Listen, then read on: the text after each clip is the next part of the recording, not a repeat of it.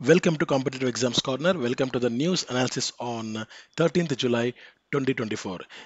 ఈరోజు మనకు first important news item sustainable development గోల్స్కి సంబంధించి ఉంది.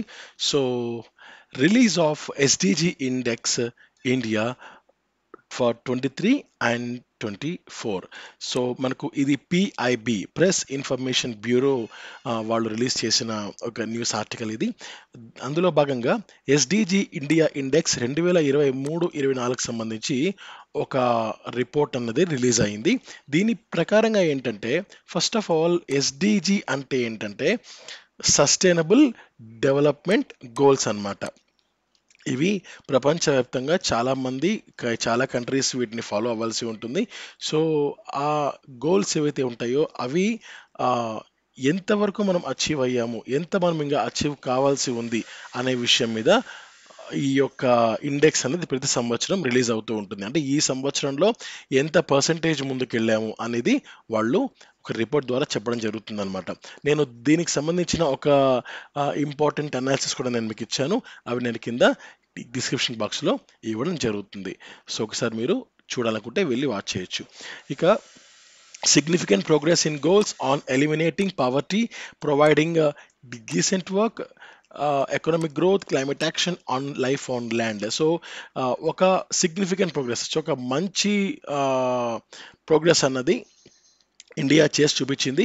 అంటే మన పేదరిక నిర్మూలన విషయంలో అండ్ ఒకరికి మంచి వర్క్, అంటే వాళ్ళ స్థాయికి తగ్గట్టుగా వర్క్. ఫర్ ఎగ్జాంపుల్ ఒక వ్యక్తి పోస్ట్ గ్రాడ్యుయేషన్ చేశారనుకోండి, ఆ పోస్ట్ గ్రాడ్యుయేషన్ చేసిన వ్యక్తికి ఎలాంటి వర్క్ ఇవ్వాలి, ఇంటర్మీడియట్ పూర్తయిన వారికి ఎలాంటి వర్క్ ఇవ్వాలి, ఆ వర్క్లో ఆ వర్క్ డీసెన్సీ ఉంటుంది. సో నా వరకు నేను ఏమిటంటే ప్రతి ఒక్క వర్క్ కూడా దానికి ఒక వాల్యూ ఉంటుంది. ప్రతి ఒక్క వర్క్కి వాల్యూ ఉంటుంది. ఒక work value, for example IAS work value ఎక్కువ, మిగిలిన వర్క్ తక్కువ అని నేను అనట్లేదు. సో ప్రతి ఒక్క వర్క్ వాల్యుబుల్లే. కాకపోతే ఇక్కడ డీసెంట్ వర్క్ అనే వర్డ్కి మీనింగ్ ఏంటి అంటే వాళ్ళ చదువుకు తగ్గట్టుగా పని అన్నమాట. సో కాస్త ఎక్కువ చదువుకున్న వాళ్ళకు వాళ్ళ స్థాయికి తగ్గట్టుగా పని ఉంటుంది. తర్వాత కొంచెం చదువు లేని వాళ్ళకి ఏదైనా స్కిల్ ఉందనుకో, ఫర్ ఎగ్జాంపుల్ ఎలక్ట్రికల్ రిపేర్కి సంబంధించి వాళ్ళకు చాలా హై స్కిల్స్ ఉన్నాయనుకోండి, దానికి సంబంధించి వాళ్ళకి వర్క్ ఉంటుంది. So providing decent work meaning అది. Economic growth, climate action. So మన క్లైమేట్ యాక్షన్ అంటే మనకు ఎండలు విపరీతంగా పెరిగిపోతున్నాయి, వేడి విపరీతంగా పెరిగిపోతుంది. దాని మీద ఇండియా కొన్ని యాక్షన్స్ తీసుకుంది. ఆ విషయం మీద కానీ ఎకనామిక్ గ్రోత్.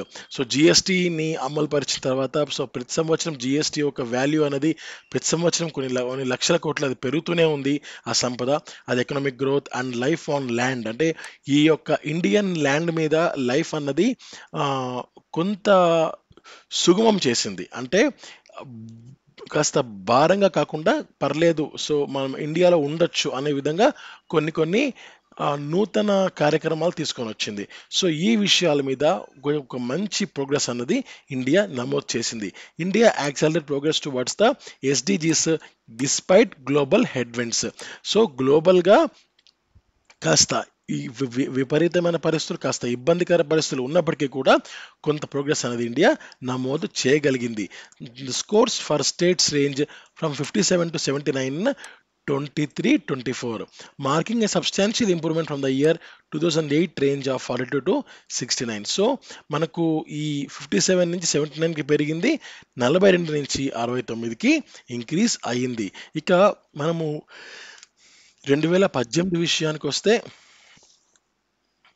ఈ ప్రాంతం ఏదైతే ఉంటుందో ఈ ప్రాంతంలో ఇండియాకు చాలా మైనస్ అయింది.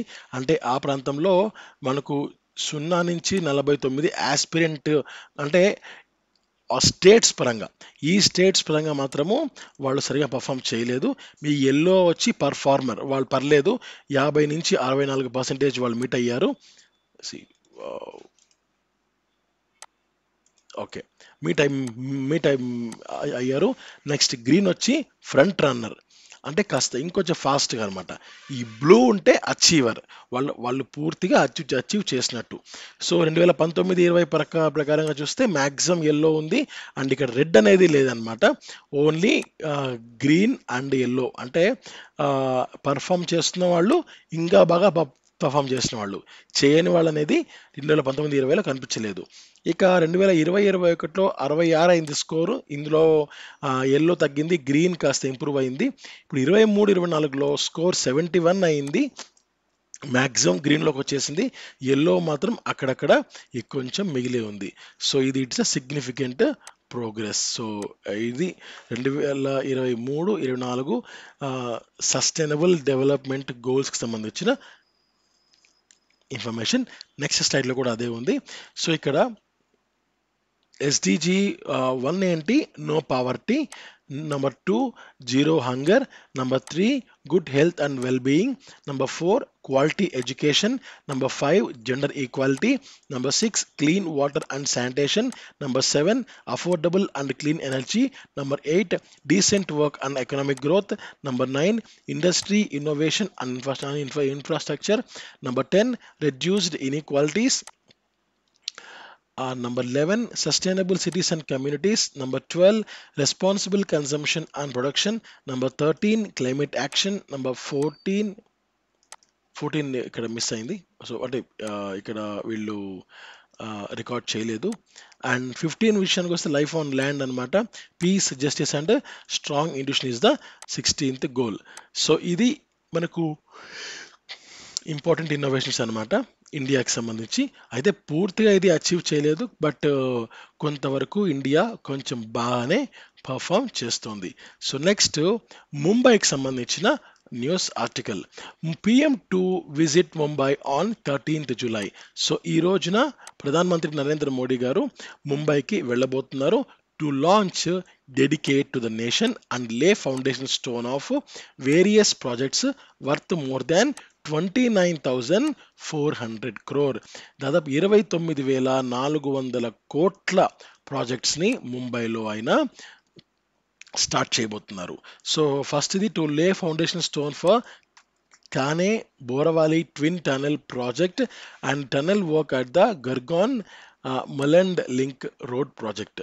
సో ఒకటి టనల్ ప్రాజెక్టు, మరొకటి రోడ్ ప్రాజెక్ట్. ఈ రెండింటిని కూడా ఆయన స్టార్ట్ చేయబోతున్నారు. And also to lay foundation stone for Kalyan yard remodelling and Gati Shakti multi modal cargo terminal at the Navi Mumbai.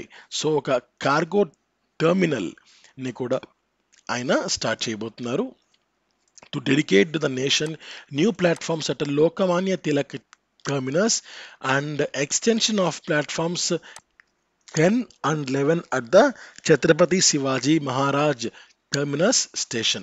So 10-11 platforms extension మరియు new platforms at the Lokmanya Tilak terminus లో ఆయన స్టార్ట్ చేయబోతున్నారు. వాటిని జాతికి అంకితం చేయబోతున్నారు. Next to launch Mukhyamantri Yuva Karya Prashikshan Yojana with an outlay around 5,600 crore ఆయన ఆ యొక్క యోజనను లాంచ్ చేయబోతున్నారు. And PM also to inaugurate Indian newspaper society towers in Mumbai. So ఈ అన్ని కార్యక్రమాలు ఈరోజు మోడీ గారి చేతుల మీదుగా ముంబైలో జరగబోతున్నాయి. Next president proclaims national emergency.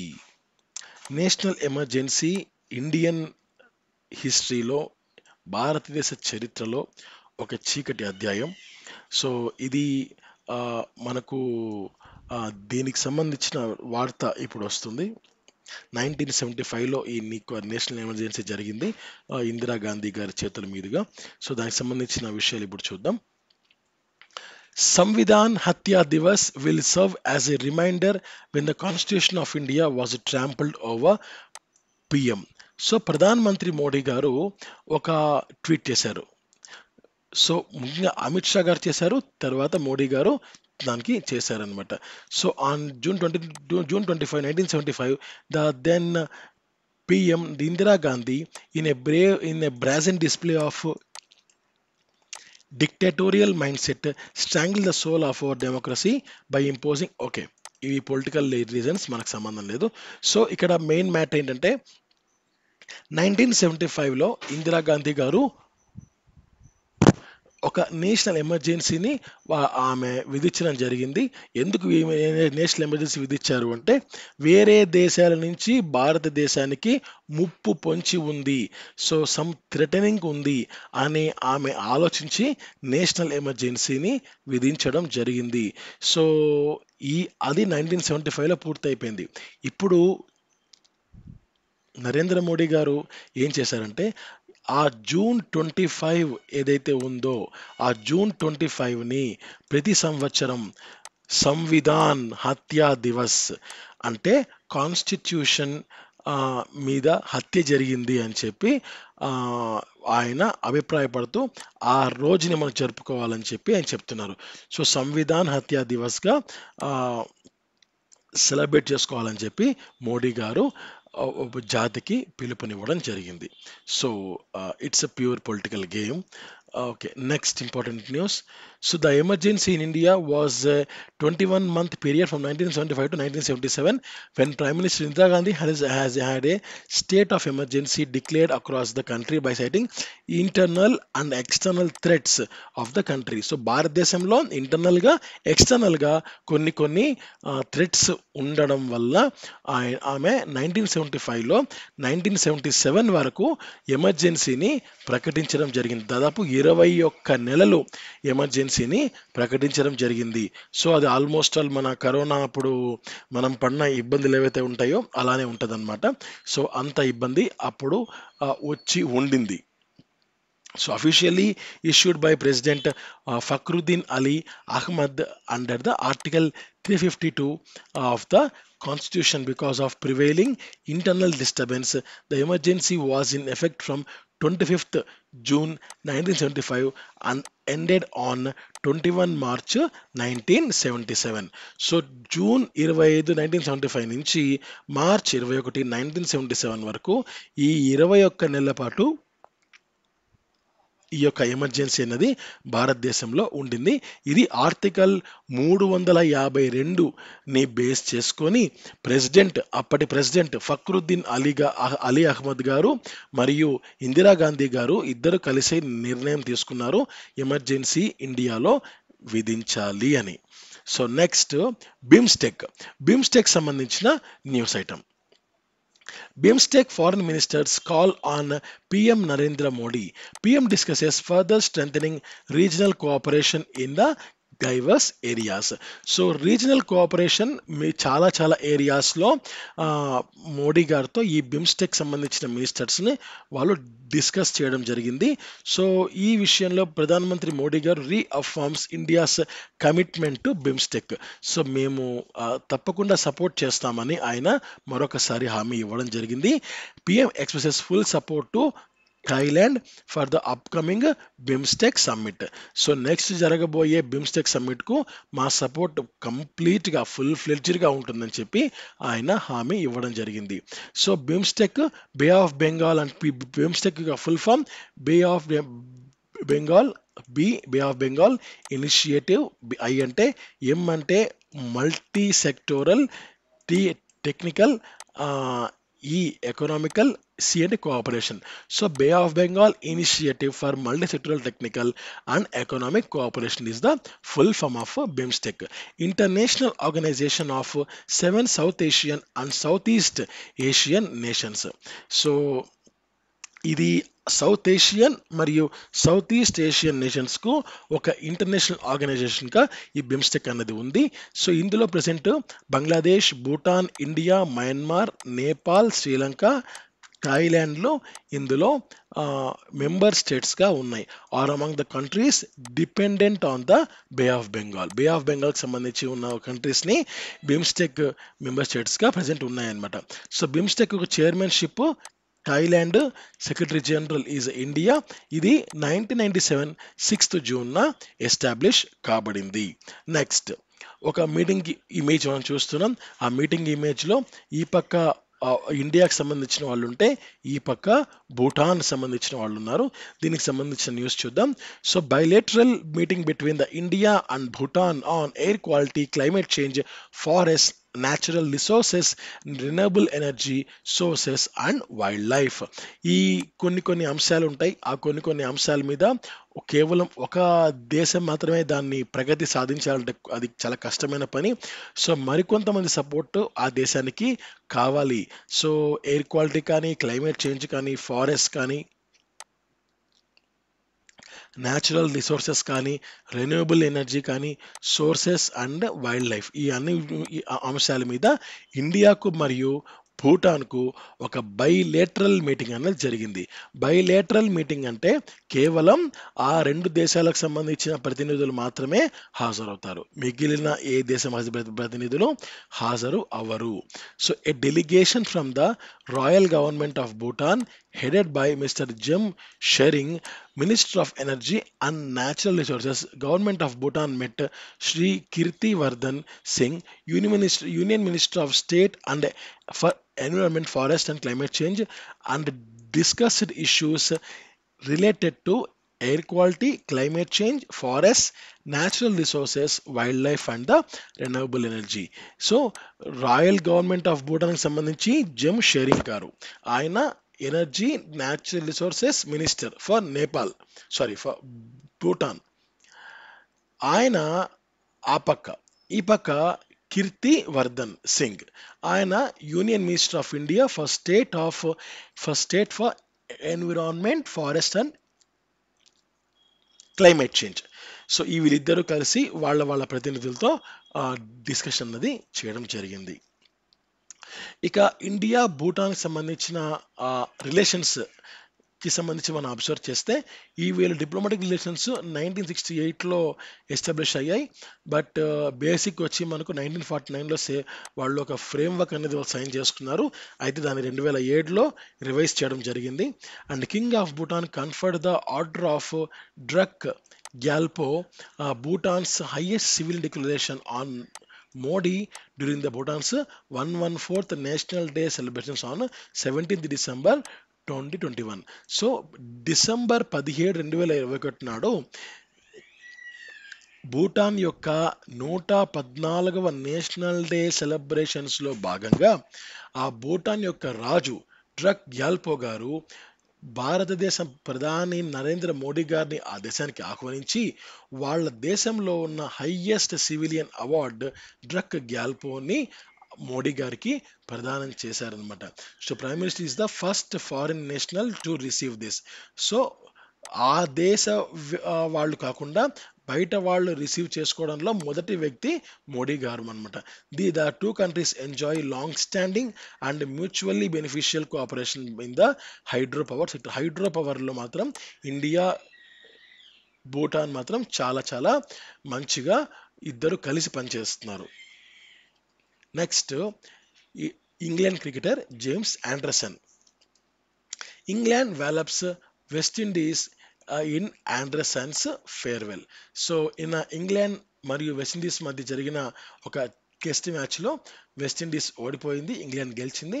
So ఇది James Anderson, he is the one of the best bowlers in the cricket history.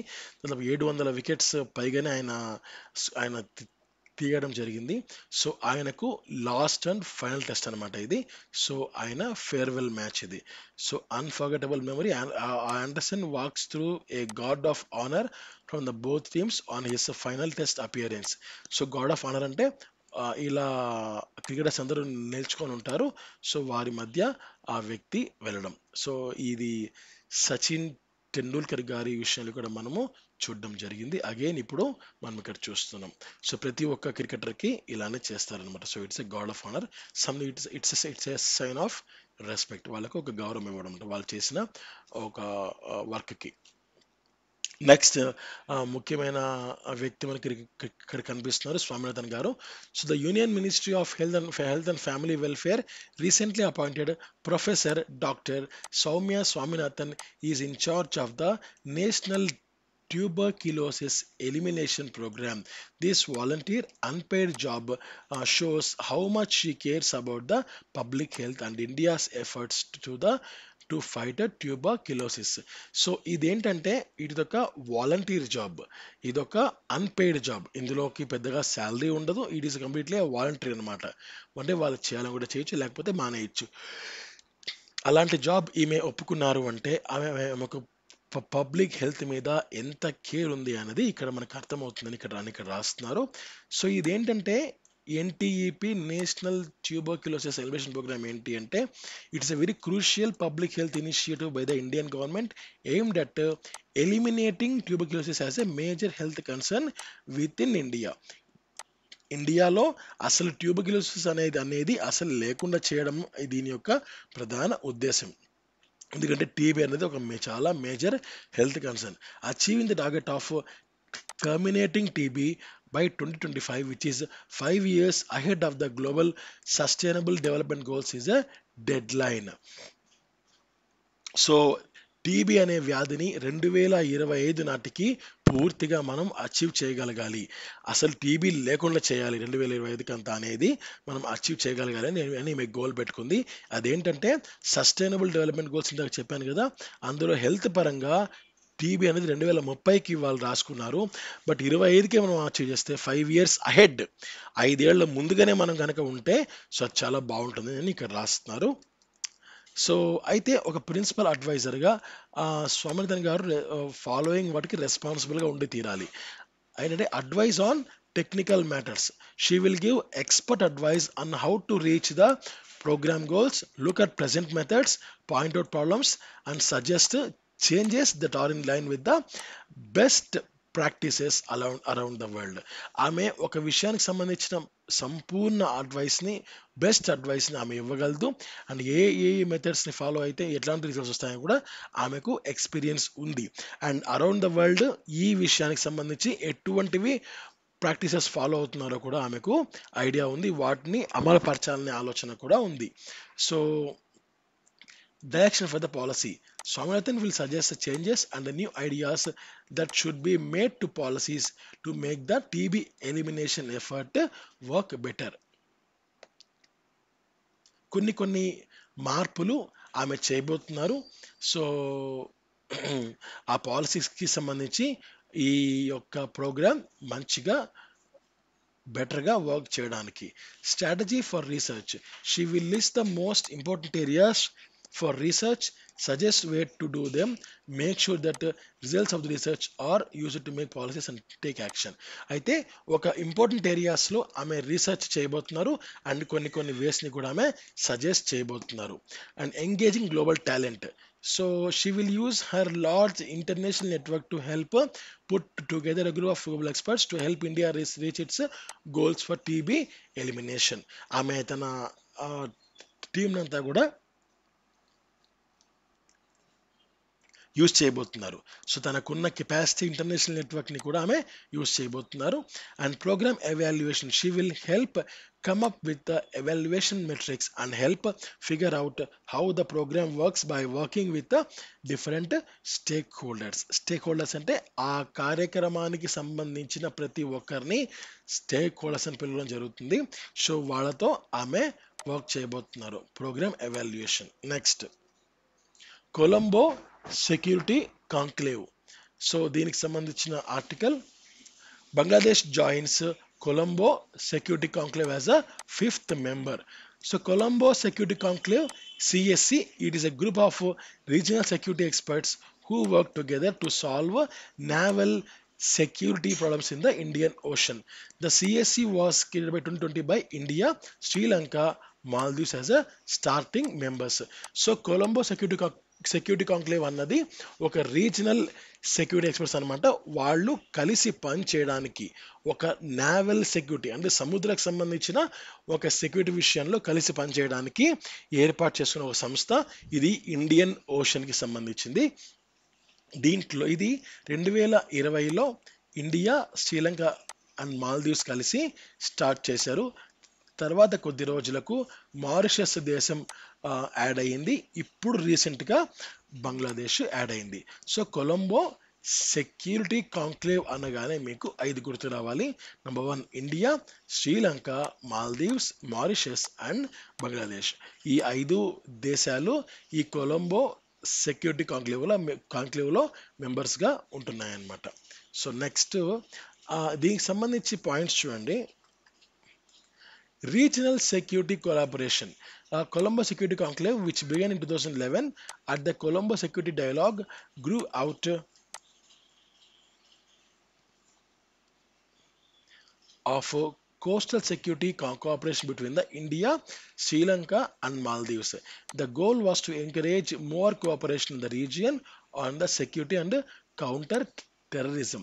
So ఈ యొక్క కాంక్లేవ్ అన్నది మాల్దీవ్స్, శ్రీలంక, ఇండియా కలిసి వాళ్ళు ఏర్పరచుకున్న కోఆపరేషన్ చెప్పాను కదా. ఇది 2011లోనే దీని యొక్క బీజం పడింది. 2020లో ఇది పూర్తిగా క్రియేట్ అయ్యింది. Next important news, next important concept చూడండి. ఇది కేవలం సెక్యూరిటీ మాత్రమే కాకుండా కౌంటర్ టెర్రరిజం అంటే ఈ యొక్క ఉగ్రవాద శక్తిని కూడా పూర్తిగా అణిచివేయడానికి కూడా దీని యొక్క ప్రధాన ఉద్దేశం. Expanded membership and focus areas. Mauritius joined the CSC in 2021, which widened its focus in include cybercrime, trafficking in persons, disaster response. This shows how flexible it is in dealing with the new problems in the area. So ఇది కేవలం coastal security మాత్రమే ఉండింది. క్రమక్రమంగా counter terrorism కానీ, క్రమక్రమంగా trafficking of persons అంటే ఒక వ్యక్తిని మరొక చోటికి ఎత్తుకెళ్ళిపోవడం.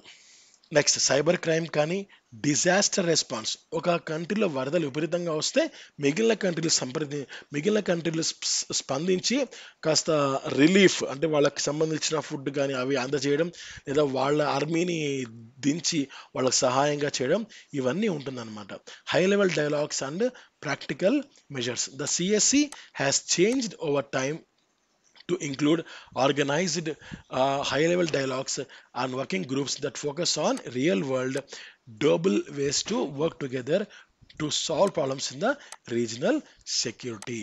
సో ఆ రీజనల్ సెక్యూరిటీ సంబంధించిన సమస్యలు ఏవైతే ఉంటాయో వాటి మీద కలిసి పనిచేసి సమస్యల్ని సాల్వ్ చేయడం దీని యొక్క ప్రధాన ఉద్దేశం. So thank you so much for watching this entire video. Thank you. నమస్తే. జై హింద్.